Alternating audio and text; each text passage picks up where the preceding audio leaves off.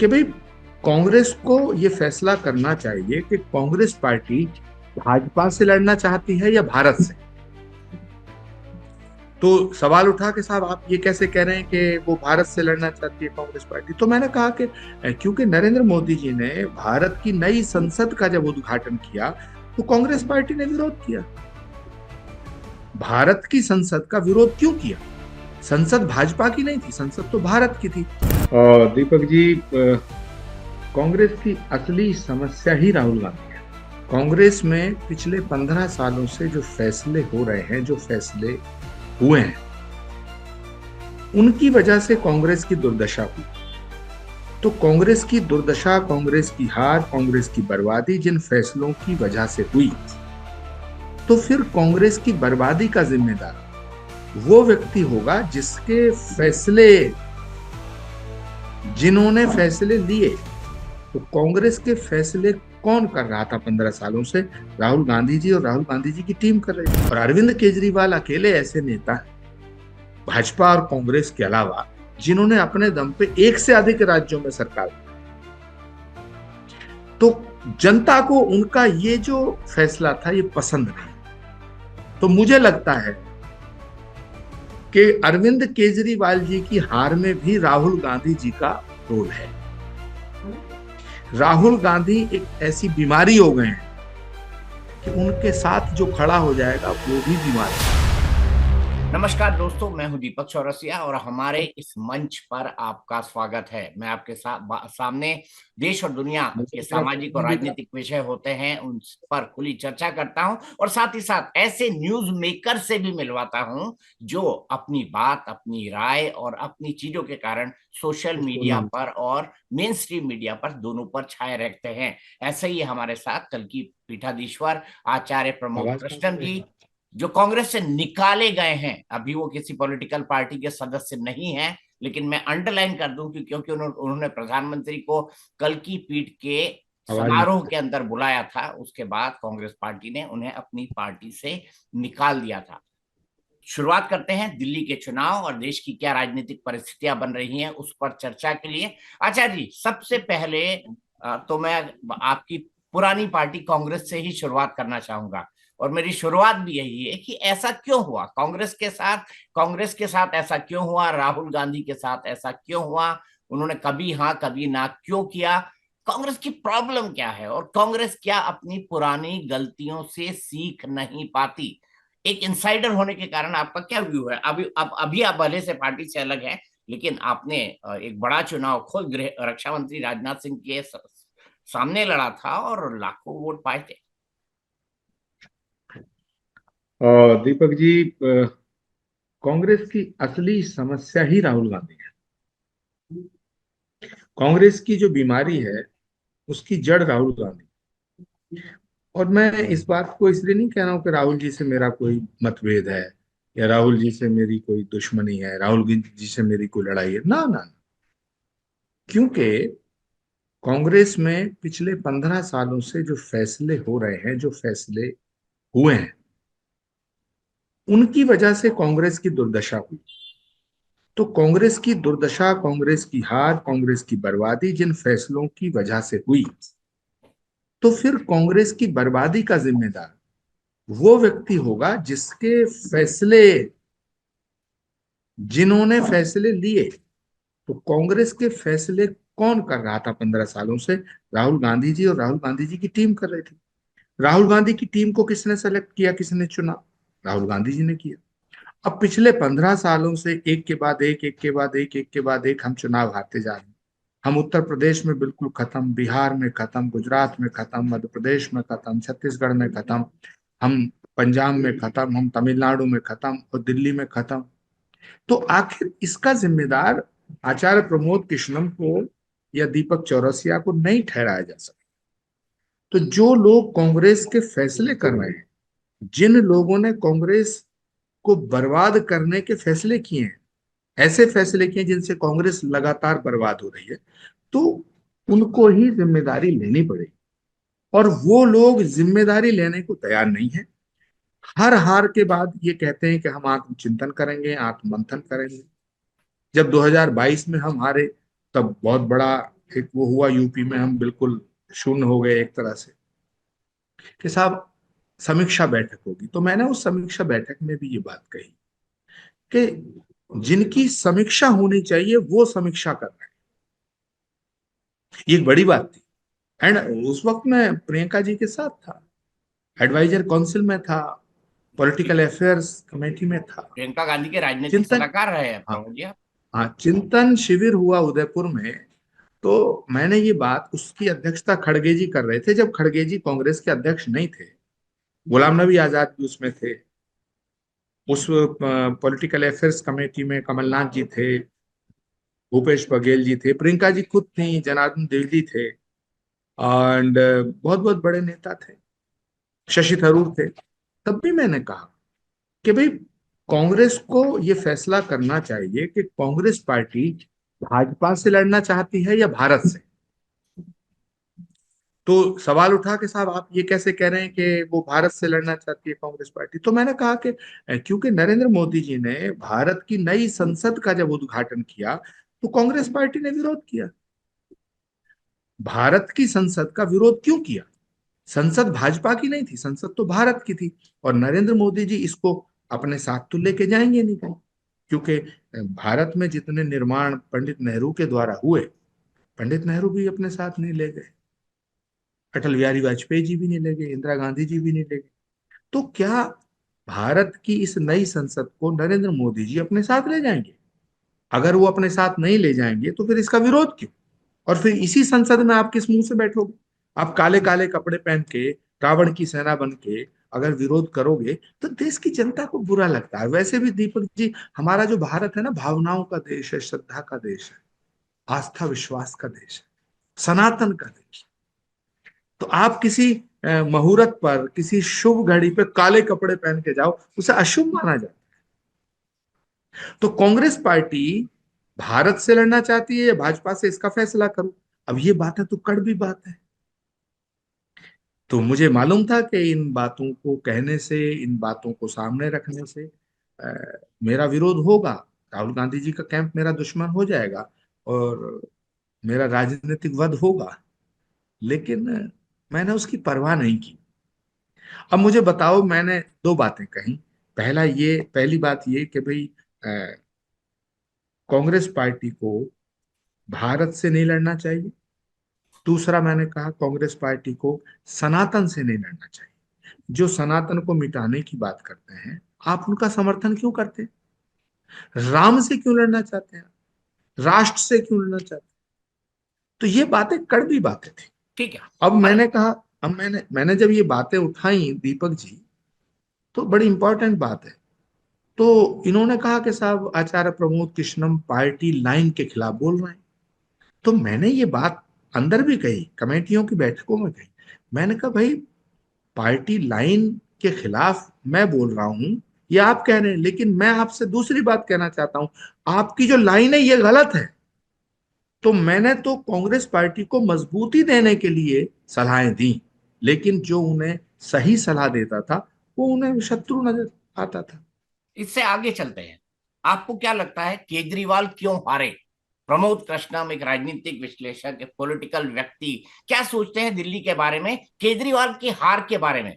क्योंकि से ही केजरीवाल की राजनीति की शुरुआत हुई थी। और महाराज देखिए जी कुछ दो केजरी तीन लाइनें भी सुना दीजिए ना केजरीवाल के ऊपर। देखिए मौका भी है, अरविंद दस्तूर भी है, केजरीवाल, राहुल गांधी पे भी सुना दीजिए। अरविंद केजरीवाल जी की हार के कई कारण हैं, लेकिन जो मुझे लगता है मुख्य कारण, उसमें एक मुख्य कारण ये है कि अरविंद केजरीवाल जी जिन लोगों को चोर कहते थे, जिन लोगों को लुटेरा कहते थे, जिन लोगों को भ्रष्ट कहते थे, उनसे गठबंधन जो किया जब उन्होंने लोकसभा के चुनाव में, तो देश की जनता ने ये सोचा था कि अरविंद केजरीवाल जी एक नई राजनीति की शुरुआत करेंगे जो भ्रष्टाचार के खिलाफ हो। तो उनके साथ खड़ी हुई देश की जनता। और अरविंद केजरीवाल अकेले ऐसे नेता हैं, भाजपा और कांग्रेस के अलावा, जिन्होंने अपने दम पे एक से अधिक राज्यों में सरकार बनाई। तो जनता को उनका ये जो फैसला था ये पसंद नहीं। तो मुझे लगता है कि अरविंद केजरीवाल जी की हार में भी राहुल गांधी जी का रोल है। राहुल गांधी एक ऐसी बीमारी हो गए हैं कि उनके साथ जो खड़ा हो जाएगा वो भी बीमार हो जाएगा।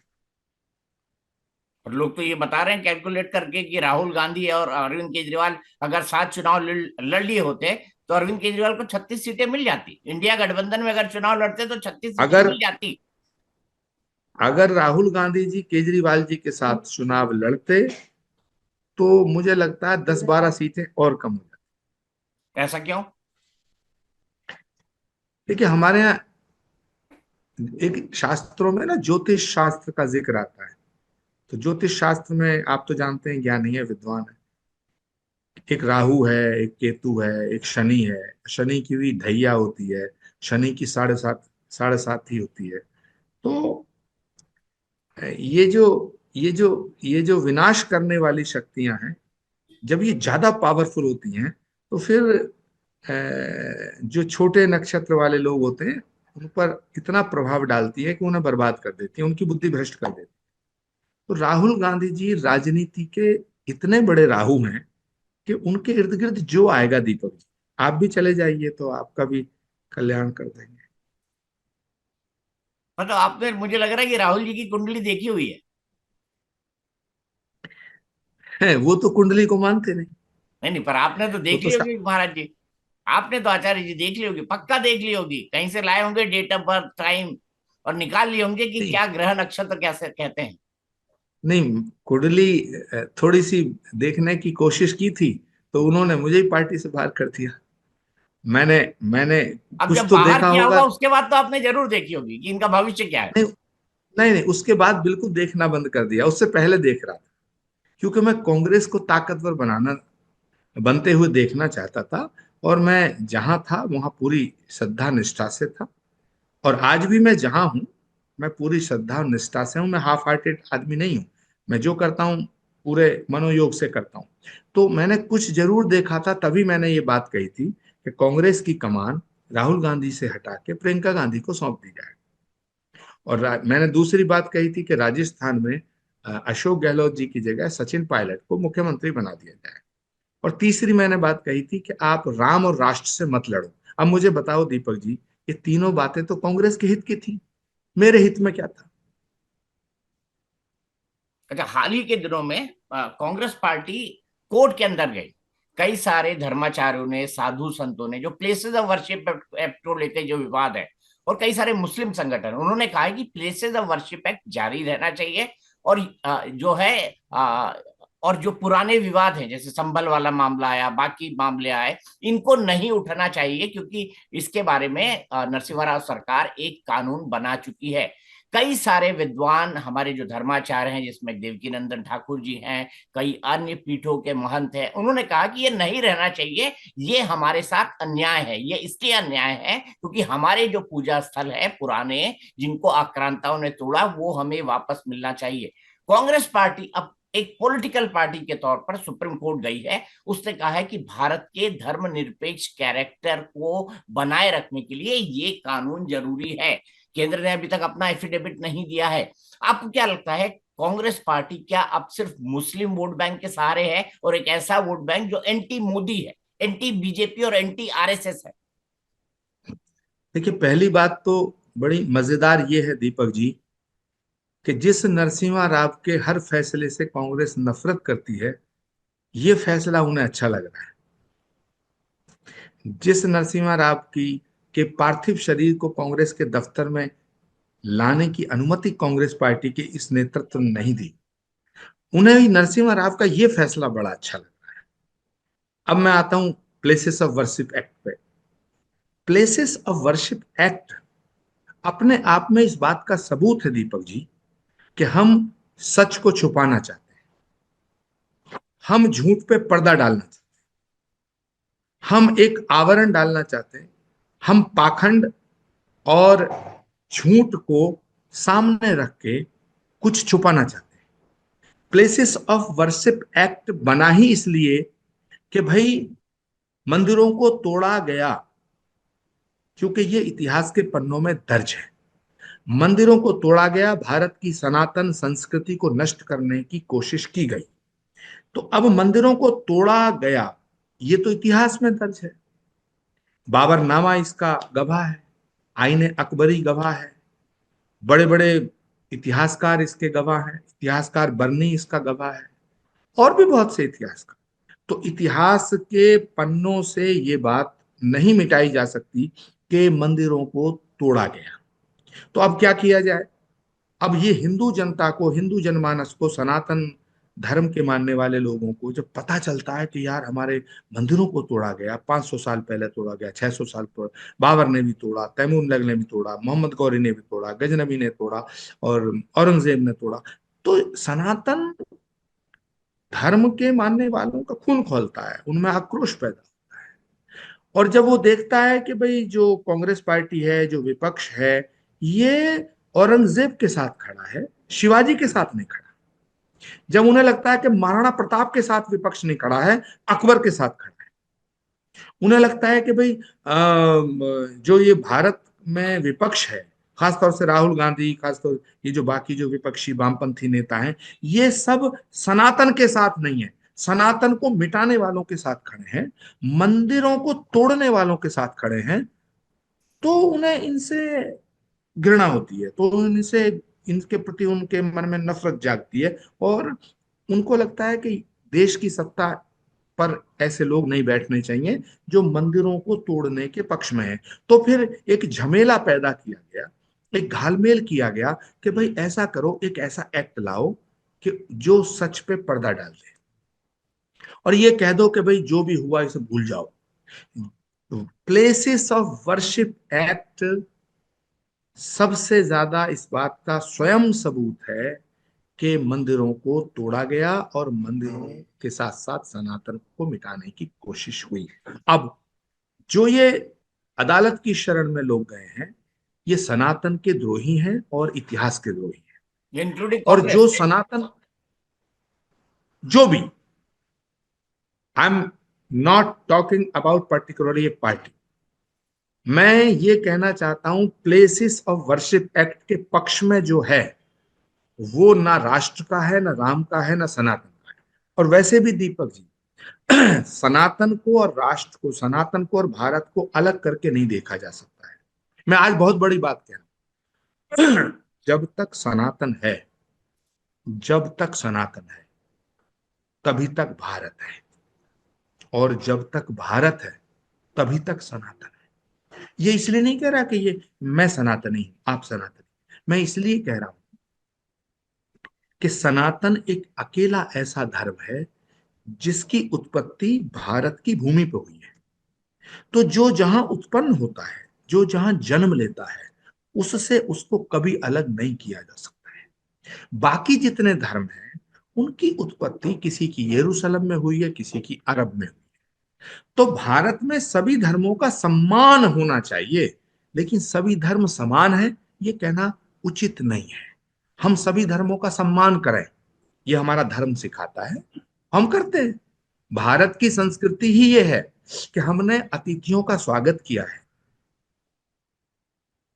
मेहमान जो हमारा होता है, वो जान से प्यारा होता है, ज्यादा की नहीं लालच हमको, थोड़े में गुजारा होता है। ये हमारी संस्कृति है, अतिथि देवो भव। लेकिन अतिथियों ने क्या किया कि हमारे घर पर कब्जा करना चाहा।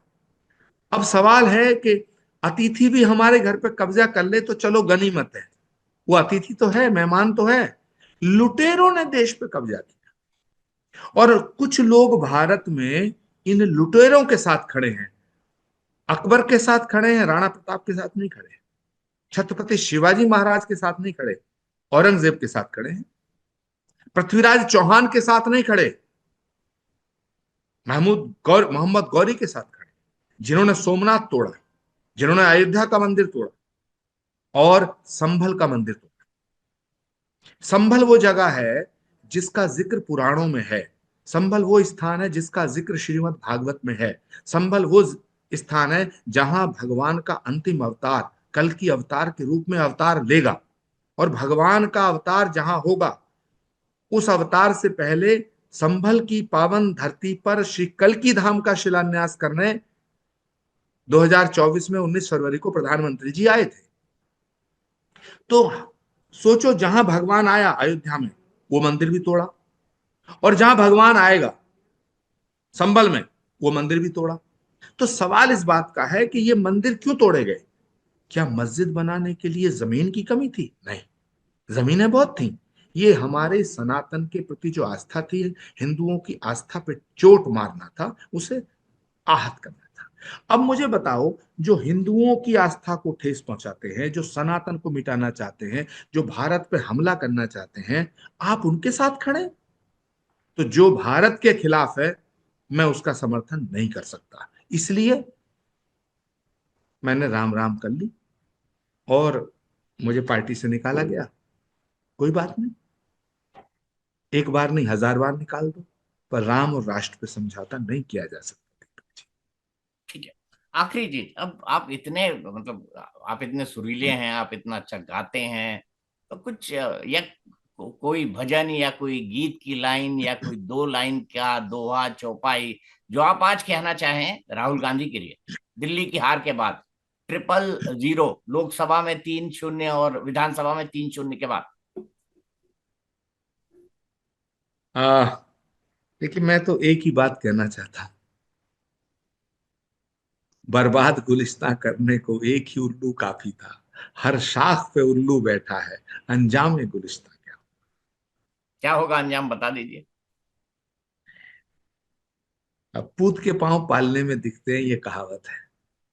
बहुत बहुत शुक्रिया 15 साल। ब्रह्म जी। समय समय पर अलग अलग विषयों पर आपसे जुड़ते रहेंगे, क्योंकि आपकी एक बड़ी फॉलोइंग है देश में विदेश में, और लोग आजकल संभल के बारे में इंटरनेशनली बहुत ज्यादा सर्च कर रहे हैं। महाराज जी, आप ये बात जानते हैं बहुत अच्छी तरह। मैं बड़े आप 19 फरवरी को कल की धाम अवश्य आइए। 19 फरवरी को श्री कल की धाम का निर्माण शुरू होने जा रहा है, भूमि की खुदाई शुरू होने जा रही है। मैं दीपक जी आपको सच में बड़े हृदय से आमंत्रित करना चाहता हूँ, पधारता हूँ उस महाराज जी, धरा पे मैं आइए बिल्कुल जहाँ आऊंगा, भगवान है। बिल्कुल बिल्कुल आऊंगा, बिल्कुल आऊंगा। आपका बहुत बहुत धन्यवाद। धन्यवाद।